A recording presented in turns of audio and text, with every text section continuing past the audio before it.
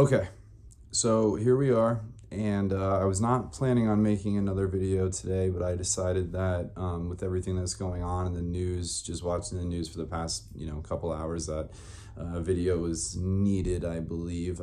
Just to let you guys know, the video on fringeology was just uploaded, so it's there. I got the link on YouTube, it's on Facebook, it's on Instagram, it's all there for you guys, so please go watch that video.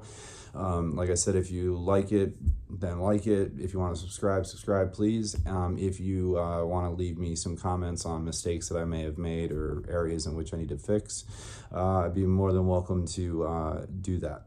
But today's video is a little different. I shaved my beard, yeah.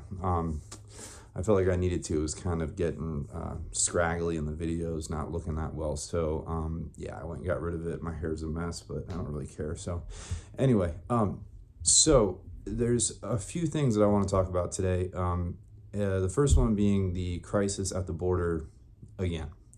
So I know we've had a crisis since, President Biden's inauguration. I know that there were some comments that he had made which left a lot of people in countries wanting to come to America feel like they had an open invitation to America. Now, again, I'd like to stress the fact that I am apolitical. I do not belong to a party. I try to stay above the fray and look down and analyze the best that I possibly can. I just think that's the best way to go about doing things. I think taking sides is just not good if you want to be open-minded and help spread information and also retain information from others and have a community like we do. Now, I know a lot of my viewers probably think the crisis is the president's fault. And it'd be really hard for me to argue against that, considering the fact that statements were made. But what we're seeing right now is to me a real big another turning point in this whole drama that's unfolding down there, and that's migrants that are crossing the Rio Grande via a dam-like structure. And so most of these migrants are coming from Haiti.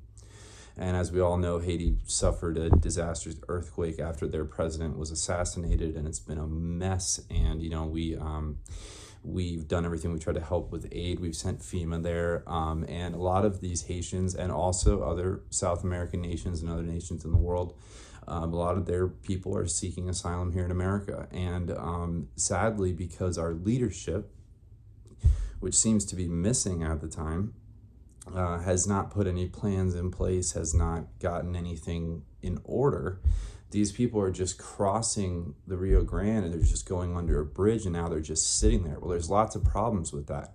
How are these people going to eat? How are these people going to stay cool? How are these people going to drink?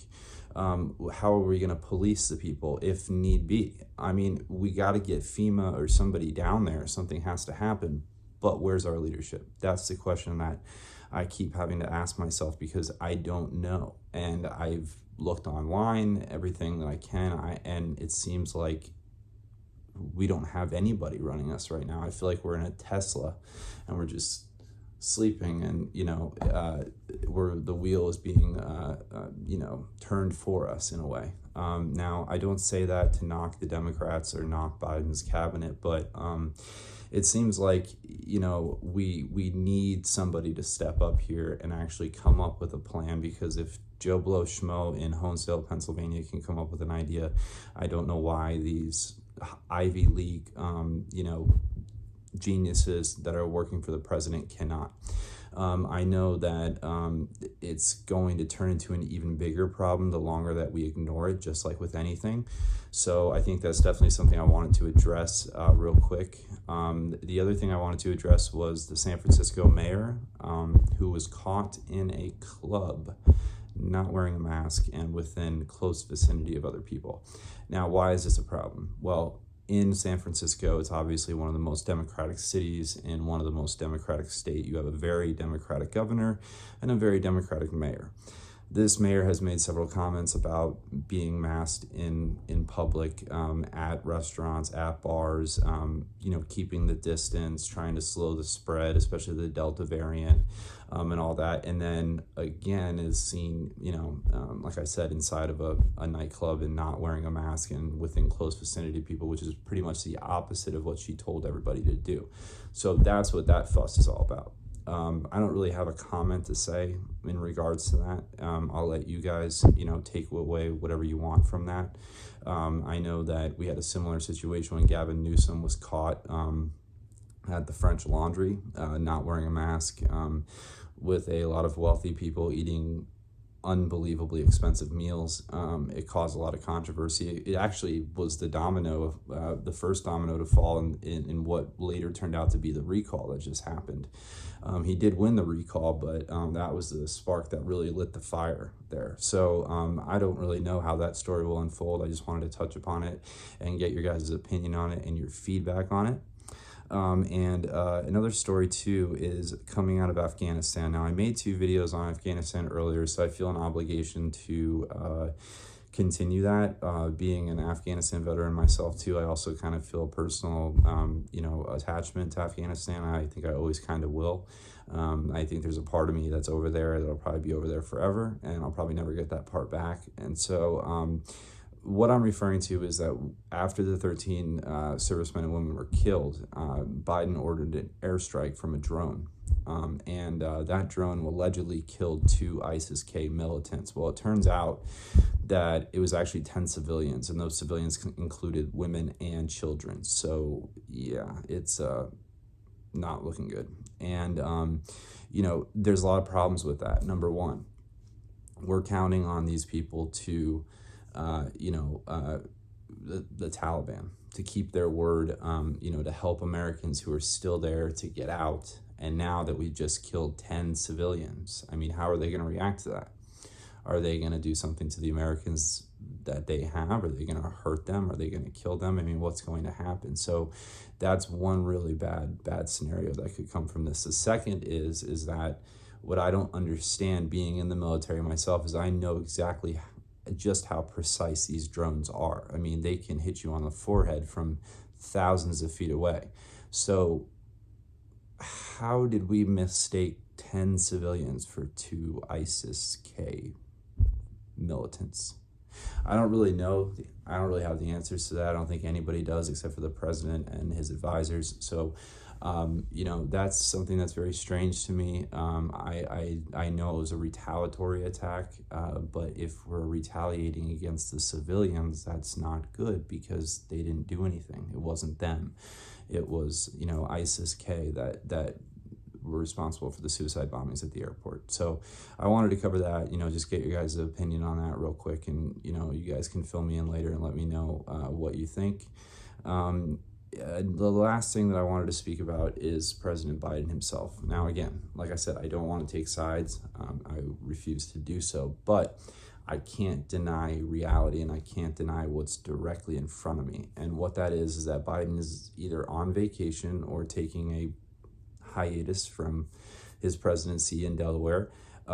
Do I think that he's not paying attention to what's going on? No, I think that he is. And I really, what I hope is that he's there strategizing and trying to come up with a solution to a lot of these problems.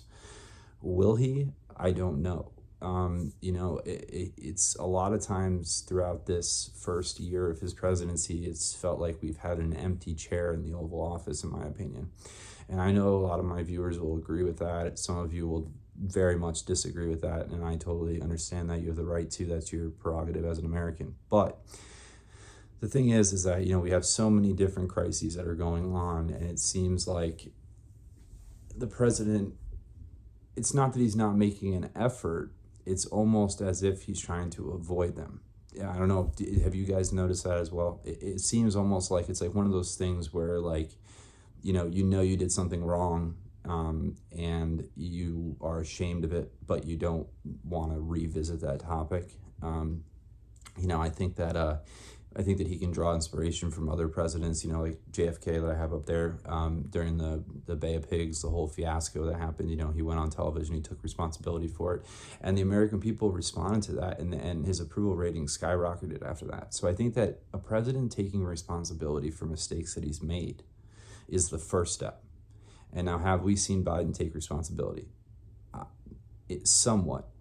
a lot of the questions obviously are scripted. He knows the questions before, and obviously, people don't like that either. So my question is what are you doing in Delaware? I think that the president needs to be back in DC, and I think that his cabinet, first of all, I think a lot of those members need to resign, in my opinion. I would if I were them. I think they've had massive failures on a global scale. It seems like, the stuff that's going on with General Milley, which I covered in my other video, it's like, I'm just wondering what is going on in Washington, D.C. I mean, are we dealing with an incredibly incompetent president, or are we dealing with an incredibly incompetent government?